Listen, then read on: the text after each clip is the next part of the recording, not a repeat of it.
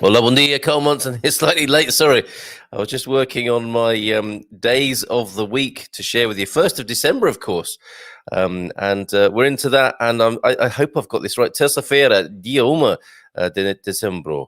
Of course, yes, 1st of December today. Only well, I was going to, I was going to snarkily say, only 23 or so shopping days on Amazon to go until Christmas. But let's come up with some better ideas than using Amazon, shall we? Here in Portugal, if you found some fantastic artisan creators, craftspeople who are making gifts that are unique to Portugal, and we can give those as Christmas presents to each other, put the names in the comments, please. Let's keep that economy local, shall we? And stop all that money going out of the country right now, and give credit where it's due to local producers. Let me rewind before I carry on with my sort of economic political rant there. Hola, bon dia to you.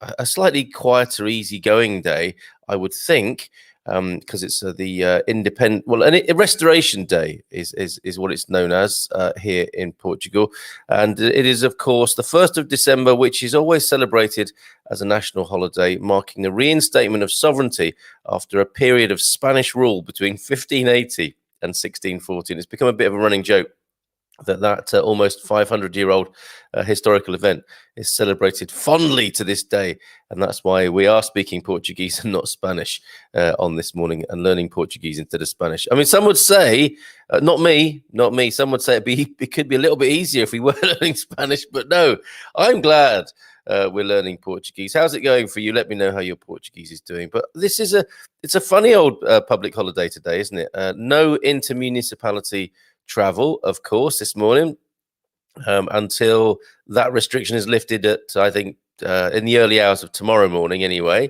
And when is a holiday a holiday? This doesn't feel like it. It's on the one hand, I know a lot of you are expats who may have retired, so the power of the public holiday is not exactly celebrated for you, and actually you forget what day it is, and then you go out shopping or something like that, and you only discover then that it's a public holiday.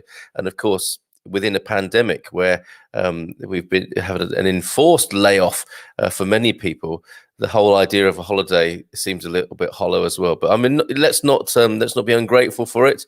And there is good cause for celebration among Portuguese people, of course, honouring that day in that period between 1580, 60 years, I believe.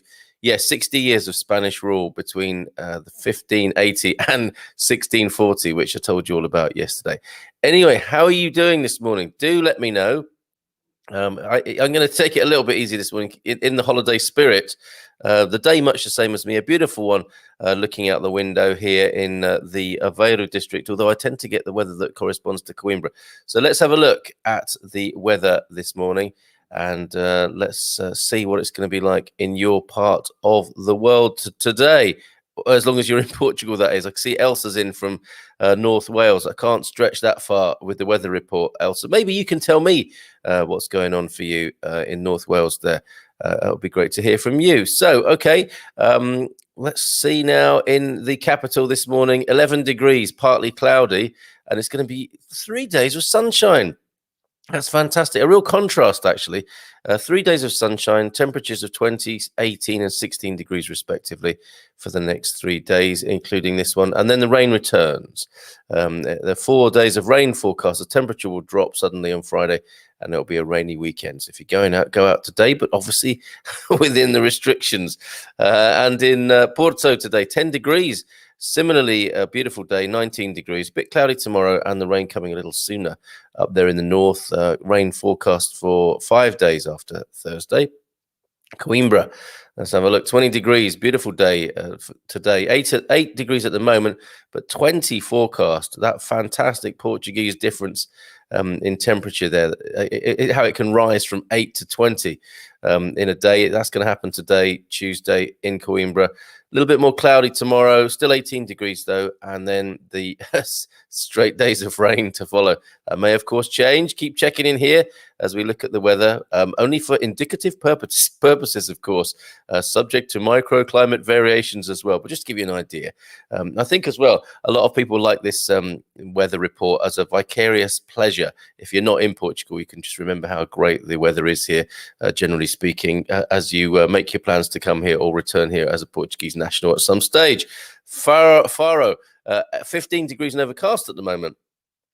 Worse weather in Faro over the last week or so than the rest of the country. 15 degrees though, nice and mild, yet overcast. A cloudy day today, rising to 20. Couple of nice days Wednesday and Thursday, and then the rain coming in on Friday. Similar picture to the rest of the country. And Saturday will be cloudy, and then the return of sunshine. So yeah, Faro's getting back to its usual self weather-wise. Okay, well, we will have a look at the news and see what's worth looking at there. It'd be lovely to hear from you. You know, what's on your mind at the moment? I know there is a lot of pandemic fatigue, how you're dealing with it. This comment from Will, for example, feeling a bit cabin feverish despite being out in the garden or in the trees most of the time. Maybe it's a sort of, extended cabin fever, the feeling of restriction for you there, Will. And I know other people are feeling that. I just see little signs of that on social media, the kind of the sentiment of I'll be glad when this is all over sort of stuff. How are you helping yourself getting through that and staying sane at the moment? It's a question we haven't asked for a little while. Yeah, what are you doing to stay positive at the moment? What are you doing to stay to take care of yourself, look after yourself, which is obviously very important at the moment. And these feelings of despondency are not good for our immune system. So what are you doing to stay well and happy at the moment with all of this craziness in the world? Bon dia from a balmy Prestatyn, says Elsa. So far, anyway, yes, it can change rapidly there. Gary, send me pictures of his man cave mural. In case you didn't know, Gary is a key member of the Expat Man Cave team. Me, Gary, and Frank, Persian Frank, have a virtual beer together in a virtual local spiritual home, being the Al Viagra Man Cave, where Gary lives.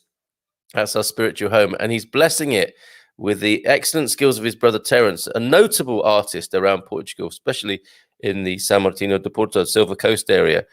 Amazing artist, and he's giving his brother a mural there. Is that your Christmas present from Terence, Gary?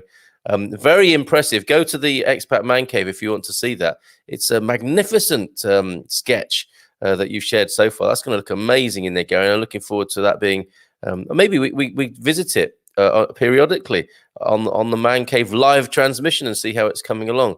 Or we might even see some live action, who knows, in the background there while you're having a beer, and we can watch Terence at work. I wonder if he allows that sort of thing. I know lots of plant names, says Jacqueline. Well, that's good. Actually, Claire, we know her as Claire. I think I don't know what that's the answer to. We can guess what that's the answer. What was the question? What's on your mind, I suppose? Yeah, I know lots of plant names. Well, that's cool. And what new plants have you discovered in Portugal? For me, part of the Portuguese adventure has been discovering these fantastic new vegetables. It is chuchu season, in case you didn't know. A much mirth and merriment when I first saw one of those hanging down from a vine, I have to say. But the chuchu is now within our culinary vocabulary here for sure. And even the kids like it. So do try that if you haven't already, chuchu. Talking of food, I'm going to list for you the 10 most popular Portuguese food products. And that, from Taste Atlas, is a list of 50 food products from Portugal, all notably all notable inclusions. Incredible. To see them all listed there, but obviously looking at the whole 50 will be a bit of an epic do. So I'll just focus on the top 10, and vegetarians and vegans might like to look away for that bit. But yes, we'll come back to that because it's really awesome. Top 10 most popular Portuguese food products. Tell me about yours now. What have you discovered here since you've been here? And if you are in the holiday spirit, I know cooking's often a part of that, isn't it? A more leisurely approach to cooking something really special. Are you doing that today? Good morning to you, Tony. who says, good morning all here. Owen, hello, Owen. Bom dia a todos. Tenham dia maravilhoso. Have a great and marvelous day from Owen there. Marty P is here from Alaska this morning, everybody. Greetings, Carl. Wishing Portugal and her people a healthy and safe December. That's really nice of you, Marty. Thank you very much for that as we enter into the ultimate month of the year, of course, and wind down towards Christmas. And yeah, we're going to look at what the president is saying is likely for the kind of Christmas we might have in Portugal. Don't forget, very happy to receive your Christmas decoration pictures. It's okay. You have my official blessing now. Not that you needed that, of course, but I think it's okay. Mrs. M was talking last night. Okay, yes, it'll be December tomorrow. Let's get the kids excited about putting up a few decorations. I think, yes, 1st of December, that should be it. I mean, for me, 24th of December is fine for putting up decorations, but I know people get more excited about it than I do. And 1st of December seems to be the threshold, the point at which it is thoroughly appropriate. 27 degrees. Remind us, Tony, where are you enjoying 27 degrees at the moment? It's dry here in North Wales, no breeze at all, really calm and warm. Sun just climbing over the mountain. A beautiful day so far. That's amazing. And from Pete in Castanheira de Pera, morning from a sunny Castanheira de Pera this morning. This morning we'll be doing some watercolor painting with the ladies, and this afternoon trying to find a supplier for a new flag for our social club. There's a business opportunity. If you are or you know a flag producer, that's an artisan craft, I would have thought. Are you looking for a sort of individually created embroidered style for that, Pete, or just a print on a fabric? But if you do that sort of thing, get in touch with Pete. Tonight's show on the Portugal show, the Happy Homesteaders and Portuguese Positive News show, I would love to hear from people who run their own businesses in Portugal. I think a few folks are recognizing it might be good to have multiple income streams at the moment. It might be good to have some internet-based business. We'll talk about how people do that tonight on the show from 10 o'clock. I've had a little go, obviously, as you can see here, with YouTube, with Patreon, with coffee.com, as creating a crowd-funded project, which this is, and which is how this began, of course. I've got into a more recent association with expatsportugal.com, which is also an online business, of course. I would love to hear from more people coming onto the show tonight to help encourage others to broaden their horizons commercially, as it were, and learn how to make money online. If you're doing that successfully, if you've got a little online business, or even like Druba, starting up an Airbnb as he's done, those little tips that will help us expats here get secure, financially secure, spread the bets a little bit. It'll be great to have that discussion from 10 tonight, okay? Starting a new business, especially starting a business in Portugal or starting a business online. Let's talk about all of that tonight from 10 o'clock. Druba says, bon dia from Sintra farming family. Nice sunny morning here, so really happy for my birds. Also, my cast is off. Celebration. Oh, well done, Druba. His effort. I mean, Druba's done an amazing job in Sintra. It's now an Airbnb. If you fancy a few days away in Sintra, I think it's €15 is all he charges.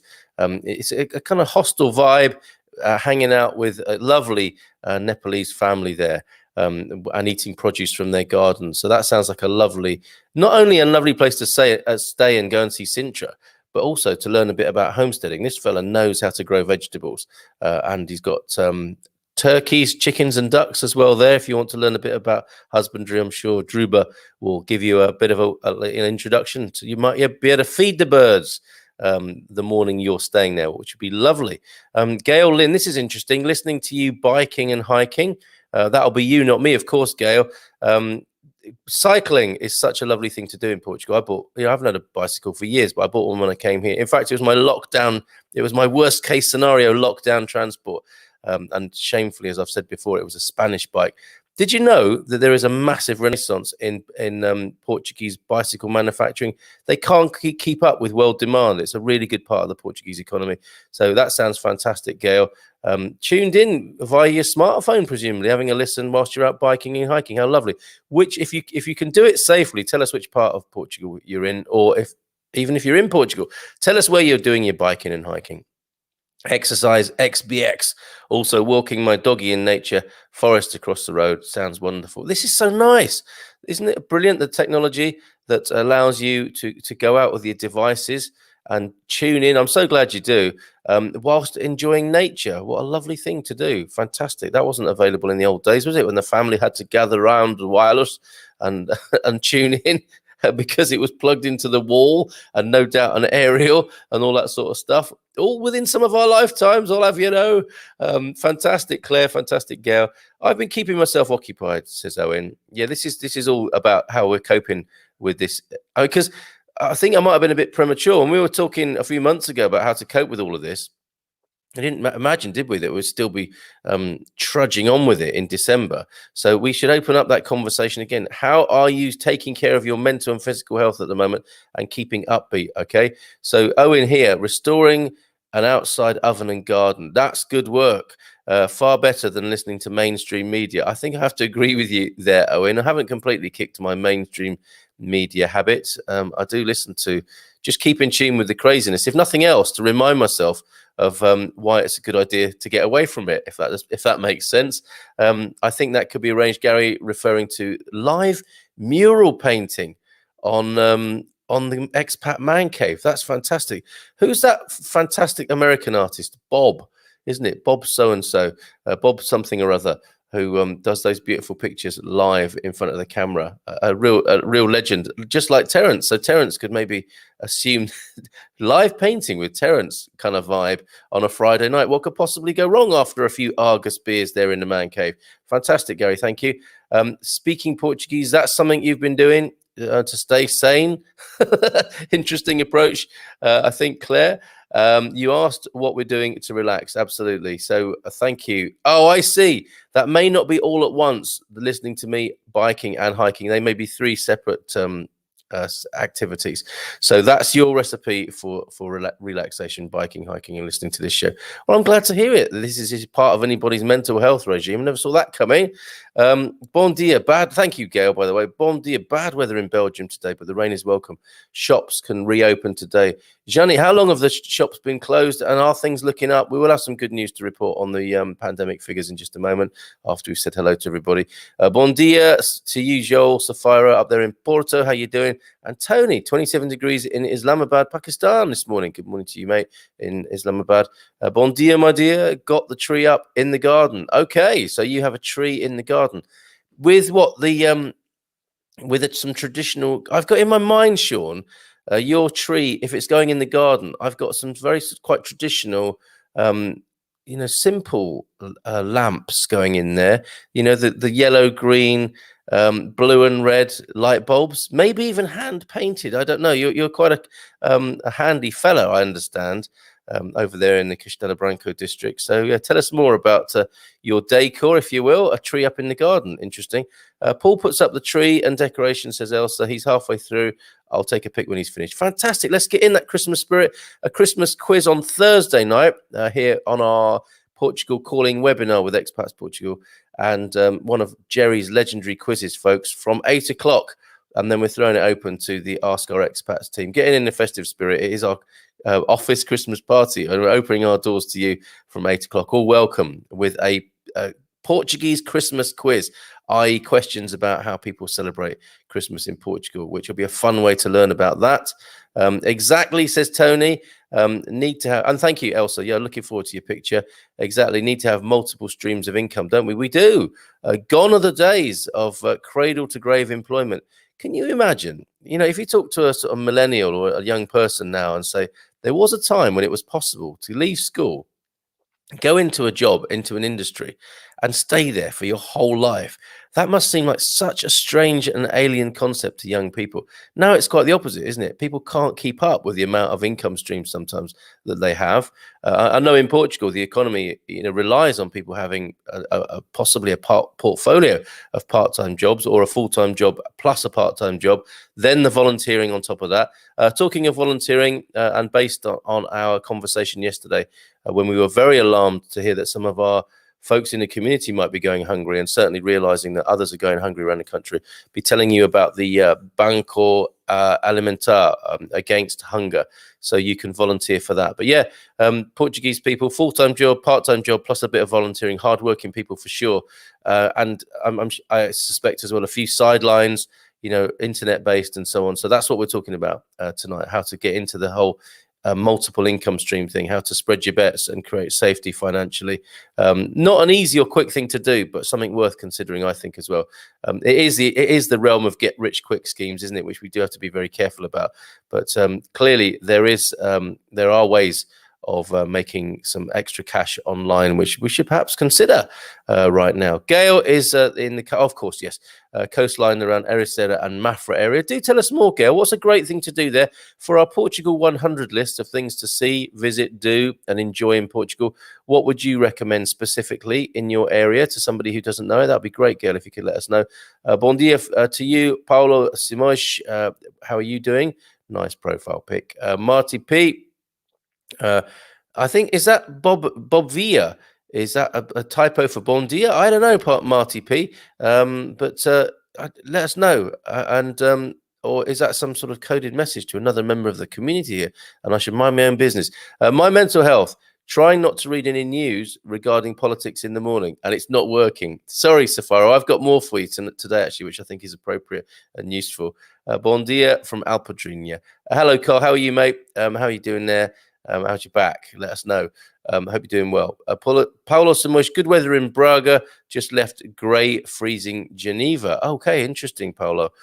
Tell us more. What should we do in Braga as well and add to our... I mean, Braga itself is on our Portugal 100 list of things to do. But could you drill down a bit for us? What specifically? What's the unmissable thing to do that you absolutely must do a tourist thing in Braga? Please let us know, Paulo. Bon dia from Bangkok. Sunny, dry, and 30 degrees in Bangkok. Clear skies and no pollution. That's an upside, isn't it?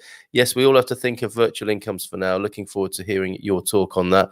Actually, I need people who are actually doing that to talk about it as well.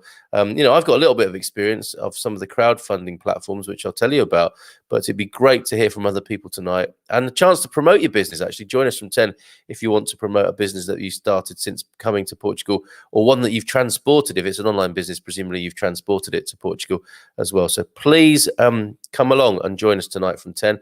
Yes, Gail.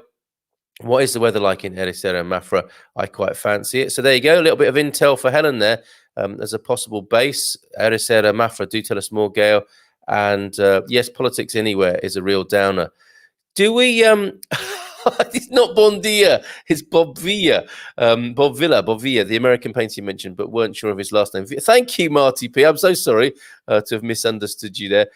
Bob Villa, I don't know, I guess he's called Bob Villa, isn't he? Rather than Bob Villa. I'm going into my Portuguese pronunciation there. So that's great. We'll have Terence with a nice big beard and bushy hairstyle.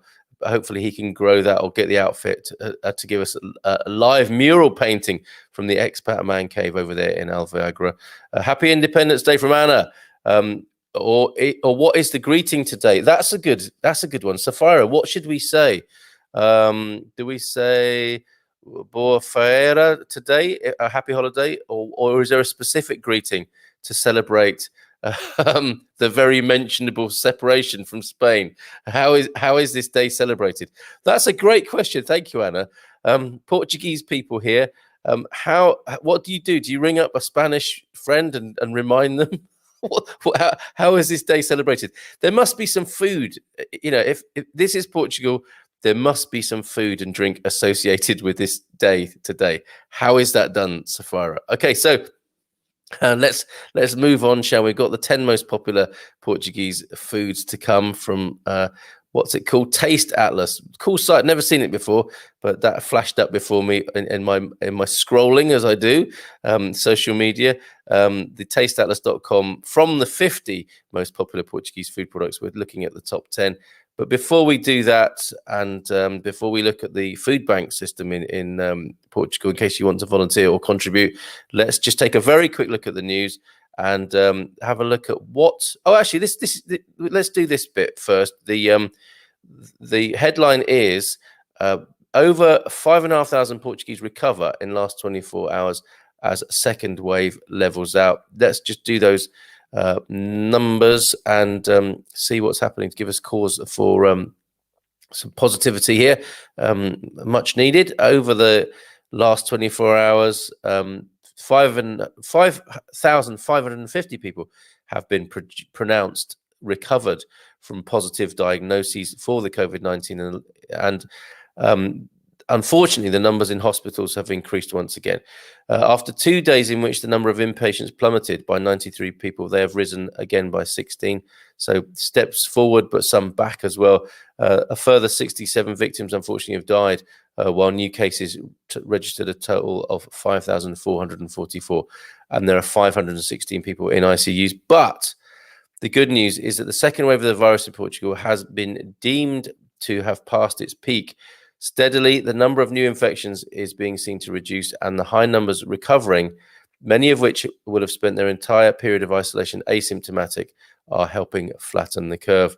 Say reports next week is expected to see less deaths per day. This is obviously a forecast, roughly 40 instead of the high numbers the country has been witnessing in the last couple of weeks, and a reduced number of new infections between 3,000 and 4,000 per day. As always, the highest numbers of new infections can be seen in the North and Lisbon areas. That's where it's been felt hardest. Throughout the Algarve, however, is still registering dozens of new infections per day, 90 in the last 24-hour period. The latest update comes as the country enters the first long weekend of new borough lockdowns. When was this? This is from Natasha Don a few days ago, when we entered in on the 27th at 11 o'clock through until, of course, remember, this is what she's calling the long weekend of borough lockdowns. It ends tomorrow at 5 a.m. And you can only move around between municipalities unless you have a justifiable reason. Generally speaking, that'll be work or medical appointments will be the exemption. So thanks as ever, Natasha Don, for that coverage. And just going back, actually, it is a few days old, but that trend is a good one. Let us now look at what the president might be saying about the how the Portuguese people will be spending their Christmas. Portuguese to know by this week. Okay, so there's going to be an announcement, it would seem, from Marcelo about how the Portuguese will be allowed to spend their Christmas, which is, no one saw this coming, and nobody thought somebody like me would be saying something like that, how people are allowed to celebrate Christmas. President Marcelo Rebelo de Sousa said the decision to extend or not the state of emergency over the festive season would need to take place this Friday, December the 3rd. That's not December the 3rd, is it? That's December the 4th. As the Portuguese deserved to know how they will be spending their Christmas, he said. Marcelo told journalists that the Christmas holidays were dependent on the announcement of a renewal of the state of emergency or not later this month. The latest state of emergency was renewed on the 24th of November, and it requires, in case you didn't know by now, that people stay home after 11 p.m. and in the very high risk and extremely high risk boroughs that they stay indoors after 1 in the afternoon at weekends. And that's where restaurants and other businesses also close at 1 p.m., rendering Portuguese towns and cities ghost towns and cities. The current state of emergency ends on December the 8th, but could be extended for another 15 days. Marcelo Rebelo de Sousa said the Portuguese should not have to wait until the end of that period to find out what they can and can't do during Christmas, putting pressure, it would appear, as is his role, from as far as I can see, as the president upon the government. Although in order to comply with the constitution, the deadline for renewing or not the state of emergency ends at 11:59 on December the 23rd, it seems fair that the Portuguese should know in advance how they can organize their Christmas break, December the 24th to the 27th, traditionally, he said. So there you go. We should find out in the next few days what what is going to happen in terms of renewal of the state of emergency and what will be permissible among people as they celebrate. Let me make that background a little easier for you to read if you're seeing that on screen right now. Okay, your views on that? Or are people just stunned into a silence now? It's like, okay, just give us what you've got. We're going to trudge through this. Hopefully there's some light at the end of the tunnel. People actually just fed up of like even commenting about this now. I can understand that sentiment. I really can. So it's just a remembrance holiday today, says Joel up there in Portugal, in answer to your question, Anna. Usually it's the government that does a little something. Okay, so a little bit of national level saber rattling, a kind of we got rid of you ceremony. Obviously they wouldn't put it like that, but that's the gist of it, surely, as with a nod across the border. Neil Perkins, you say it best when you say nothing at all there, Neil. Thank you for that comment there. Alvagra, every day is a good one here, over there. The non-essential stores had to close in Belgium from 17th of March to May the 11th, and from November the 2nd to December the 1st. Crikey! Restaurants and cafes may not open again until mid-January. Can only imagine what that's doing to the Belgian economy. Thank you for that, Jenny. I wouldn't say it's an Independence Day. It's more of a 60 years... the Spanish had a 60-year holiday in Portugal from 1560, was it? 1580. And it's a recognition of that their holiday was ended. It's a tumbleweed from Will, I think. We're all kind of a little bit dumbfounded and speechless, aren't we, about this whole thing? Want it to be over. Feel like we're in other people's hands with it. I mean, am I right when I say this? Want it to be over, obviously. Feel like it's in other people's hands. Doing what we can do from our own point of view. That is in terms of social distancing, mask wearing, following the rules in the hope that it will bring the required results so that we can be freed like spring lambs. And the wise, the sensible, I think as well, are thinking about their future beyond that, because let's face it, we're gonna be in for let me use that word. I haven't used it for ages. Unprecedented time coming out of this, where I think we'll be forced to reassess our lifestyles and values and how we go about life. Basically, it's going to be an interesting few years ahead of us. I mean, and I don't say that in a gloomy and doomy way, albeit, of course, there will be some serious challenges in that. But I believe it is a prompt for us to be more community minded, and hopefully that will be what comes from this situation. Okay, so quickly then, let's look at the Banco before we go to those 10 most popular Portuguese food products, which might give you a little bit of inspiration if you're thinking about what to eat today. If you're in the holiday mood and you've got time on your hands, time to saunter down to the shops and prepare something nice today, I can give you a little bit of inspiration. But I want to share with you Banco Alimentar. This is the food bank that came up yesterday. Thanks to Anna for suggesting this. We were shocked to suspect, even with our own community here, that some people might be going hungry. This is we were happy. From my point of view, if anyone's going hungry in this community, get our hands in our pockets and bung them a few quid so they can eat, obviously. But on a bigger level, here we have the bancoalimentar.pt, where you can find a food bank close to you to make sure the hungry get fed in these difficult times. And this has always struck me as a really good way of learning Portuguese. Volunteer for a few hours at the food bank, and your Portuguese, I'm sure, will come along pretty well being immersed in a Portuguese situation, because obviously they're going to be speaking in Portuguese at the food bank, and they might make a little bit of a concession for you as a newbie, as a volunteer. But what a great way to learn about Portuguese culture and the language whilst helping out and doing your bit. Food banks here then in a branch: Algarve, Aveiro, Beja, Braga, Castelo Branco. It's funny when it translates on the screen as White Castle, but Castelo Branco as well, Coimbra, Cova da Beira, Évora, Leira, Fatima, Lisboa, Madeira, translated as wood, of course. West, what's that? What's that been translated from? Or maybe it's just the West region, I don't know. Porto Alegre, Porto, Santarém, San Miguel, Setúbal. Third, what's that been translated as? Portuguese people, help me out here. Viana do Castelo and Viseu. So pretty good coverage around the country if you do want to get involved in becoming a volunteer, or just a few quid or some food for people who need it right now. Go to bancoalimentar.pt, bancoalimentar.pt, bancoalimentar.pt, and you can sign up and become a volunteer there. There's a form for doing that on those pages. So that's a way of us doing our bit. So let's complete today. For those of us who are lucky enough and can be grateful for having food, here's the tasteatlases.com's 10 favorites. I don't know how they've come to this. I really don't. Actually, before I go there, because we've got some lovely input from Paolo and from Gary, I think it's fair to say that 2020 is a bit of a write-off. So let's look forward to 21 and get things done. Sounding very governmental, isn't it? Let's build back better and get it done, Gary.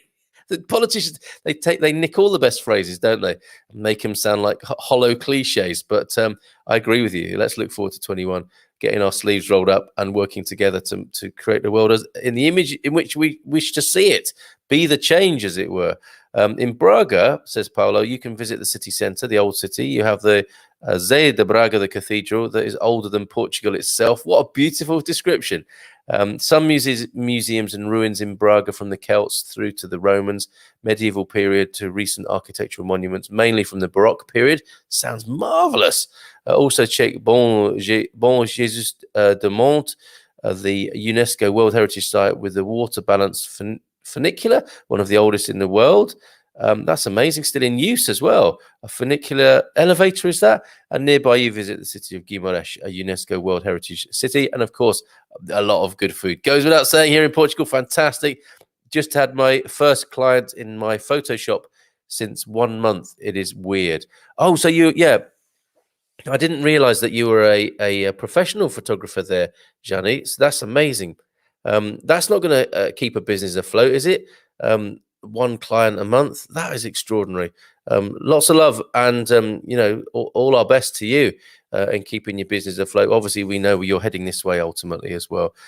So good luck with that. Boa sorte, boa viagem to you in your journey over to here. But that's a strange old situation for sure. Okay, the 10 most popular foods.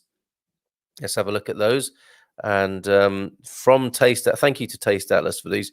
Vegetarians, vegans, look away now. That's even for a full-on meat eater, that's quite a hefty sight, isn't it? That would be coming up a little bit later on, I suspect. After number 10, Vinho Verde, from the Braga district. That's good timing, isn't it? Vinho Verde is the appellation of a wide array of Portuguese wines made with grape varieties indigenous to the region of Minho. Verde, which translates as green, does not refer to the color of the wines, but the fact that they are predominantly consumed young. That's a good distinction. Vinho Verde wines can be red, white, or rosé. That's something a lot of people don't realize. And a list of recommended and permitted varieties include Alvarinho, Arinto, Azal, Loureiro, and Trajadura. If other varieties are used in the coupage, the wine must be labeled as Minho instead of Vinho Verde. So now, these wines are commonly served chilled and make perfect light summer. I'm thirsty now. Summer wines, though some winemakers have recently begun producing more serious vintages. Serve with petiscos, with snacks, and pair with uni. I'm not sure what that is. Madeira, look at this, Madeira wine. The fortified wine at number 9, produced in the volcanic Madeira Islands, ranges from dry wines that are typically served as an aperitif to the ones high on the sweet scale that are usually enjoyed with desserts. Approximately 85% of Madeira is produced with the Tinta Negra mole grape, red grape, from which all of the different styles can be produced from dry through to sweet. That's amazing. Serve that with espetada. That's kebabs, isn't it? Broche de mel, sweet cornbread. Ooh, lovely. And pair with, for example, Salemville Amish Gorgonzola. That's not Portuguese, is it? But anyway, that's an interesting cheese pairing there. Depending on the style, the wines may have a simple or complex aroma and develop a fascinating range of flavors that include fruit, roasted nuts, toffee, or caramel. Amazing. So there you go. Number 9, Madeira wines. And number 8, Saloio Regional, a cheese for you, which looks like a dairy, a cow-only cheese. I've really got into the mixture of cow and sheep cheeses here in Portugal. But this one, originating from the Portuguese county of Ponte de Rol, north of Lisbon. This small, firm textured, it's a sheep's milk cheese with cows on the label. That throws you, doesn't it? Unsalted sheep's milk cheese, known as Saloio Regional, is traditionally served in authentic cylindrical molds, cinchos, in which the cheese was prepared. Fire the picture editor. In some restaurants in Lisbon and in the surrounding area, Saloio is served as an appetizer. An appetizer. So Portuguese for appetizer, your vocabulary today, appetizera, with a bit of salt. The name Saloio denotes a person that lives in rural areas, possibly referring to the production area of this interesting cheese. So there you go. A Ruby Port at number 7. I'm onto the white myself at the moment. Look, there is my Ferreira Branco, Porto Branco there. But so we're talking about Ruby Port here. It's the most common and the freshest style of fortified port wines made from various red grapes. Ruby ports are usually aged for 3 years, typically in steel or concrete tanks, and are considered to be an approachable introduction to more complex port wines. As the name suggests, these fresh wines usually have a rich ruby color, while the flavors and aromas are light and fruity, all accompanied by subtle tannins. Ruby port can be served at room temperature, slightly chilled, or in some cases over ice. That's a nice twist on it, actually, over ice. I do like that, even at Christmas. They usually pair well with cherry or chocolate-based desserts and blue cheese. My mouth's watering is yours. Apart from the classic ruby style, those aged for more than 3 years are classified as reserve ruby, while those fermented as rosé are known as rosé port. And pair with, yes, the classic Queijo Serra da Estrela, the Serra da Estrela cheese there. And here it is. Look, if you can see this picture at the moment, you'll see the room temperature creaminess of the Queijo Serra da Estrela. Pretty amazing that. And it's a semi-soft cheese made from the milk of the Bordelera Serra da Estrela and Chura Mondegueira breeds of sheep. Milking is done by hand, after which the milk is heated, salted, and curdled using thistle extract. That's incredible. The curd is formed into cheeses that are left to ripen in humid and cold conditions. It's truly a rustic production, right? The cheese has a creamy, semi-soft interior. My mouth is really watering now.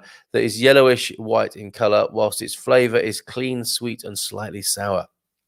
The cheese is Portugal's oldest and most traditional food product with international acclaim. Serve with cornbread is their suggestion, the broa, B-R-O-A, and pair with port, tawny port, ruby port, or mencia. Loving these suggestions.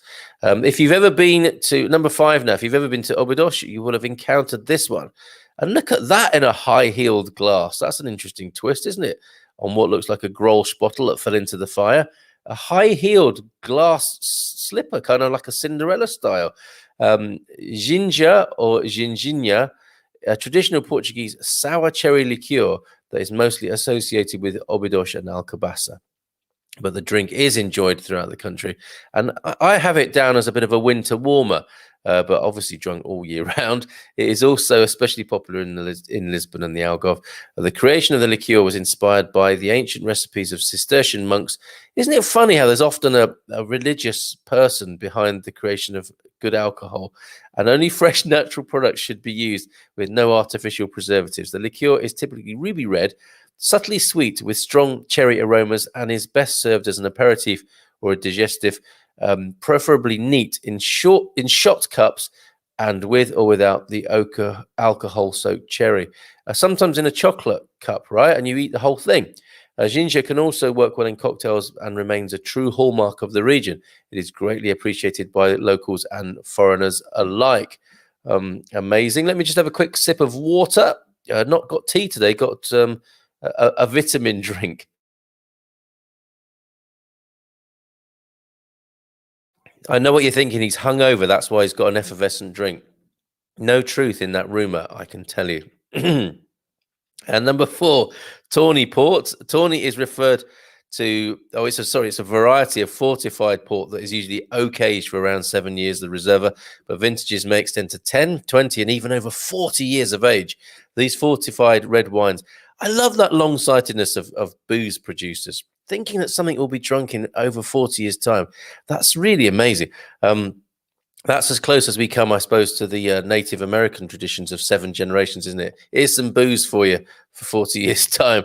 These fortified red wines are praised for their complex aromatic profile as well as their rich and smooth texture.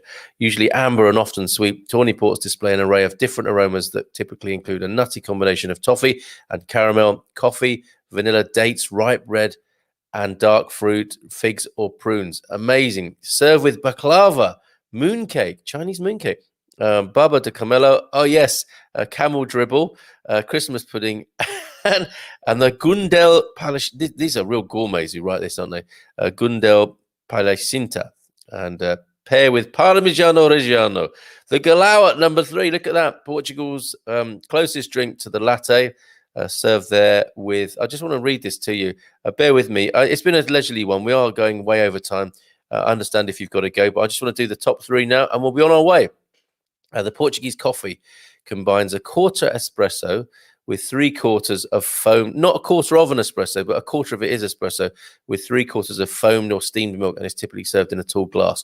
Do like coffee in a glass, but I just find the Galao a little bit too rich and creamy, as it says here, though the coffee flavour is not overpowering. A slightly stronger variety of Galao is Escuro, while a lighter version with more milk goes as Galao Claro. So many different Portuguese coffees. Prefer a Mare de Light myself. The coffee style is almost synonymous with breakfast and best paired with classic Portuguese pastries served with pastel de nata. There's that big old chunky prosciutto. This Portuguese cured ham is similar to Spanish jamón and Italian prosciutto. Prosciutto is a modern continuation of the ancient tradition of curing meat, a process that protects the nutritional value, flavor, and the texture of the original ingredient. And it gets a bit high, doesn't it? There's that kind of high, gamey flavor to it. The first written records of the production of cured ham are from 300 BC, description by the Roman historian Cato the Elder. At the time, the process was somewhat different and included large amounts of salt, which affected the final flavor of the meat. Pair with mencia, that is their suggestion there. And finally, of course, ports from the Villarreal district in Portugal. They're showing a Fonseca, a Warren's, and a Taylor's port there. Port fortified wine that has its origins in the Douro Valley, and number 1 here in their list from tasteatlas.com. Produced with various grape varieties, though Touriga Nacional, Tinta Barroca, Tinta Orige, Touriga Francesca, and Tinta Cão are considered the best for red port, while Viozinho, Rabigato, Arinto, Cadega, Gouveia are largely used for the production of white port. After fermentation, the wine is fortified with brandy and usually matured in oak cask. Depending on the style, after blending, the wine can further age in the bottle or the barrel. The most common port styles include the young and fresh ruby, the earthy late bottled vintage, and the rich and smooth tawnies, while the vintage ports enjoy the highest prestige. Most styles pair perfectly with chocolate and caramel desserts. What is that?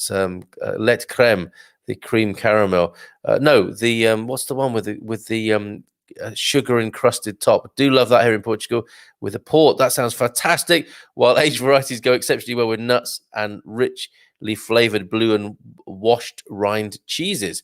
Although similar styles are produced elsewhere, only those made in Portugal can carry and be labeled as port. You'll see, yes, on the neck of the bottle, you'll see the Vineyard de Porto Garantia on there with a little serial number. Serve with espetada. Amazing. That's a really good top 10. And of course, port should, I suppose, be number 1 or certainly in the top 10 there. Hope you've enjoyed that. There are 50. And I will probably post that up in the expatsportugal.com forum. Philomena says she'll be here on Friday, everybody. Do you know the expression mais velho que as Zé de Braga? Oh, I see, older than Zé de Braga.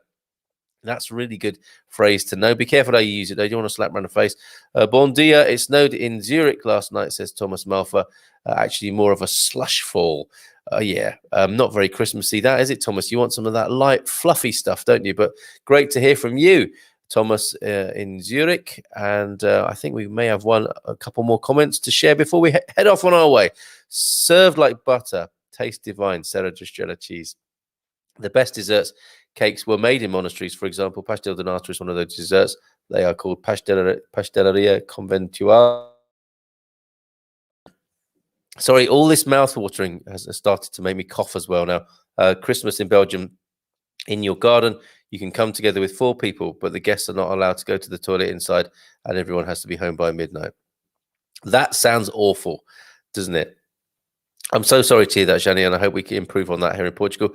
Folks, thank you for your forbearance and patience and staying with me all this while.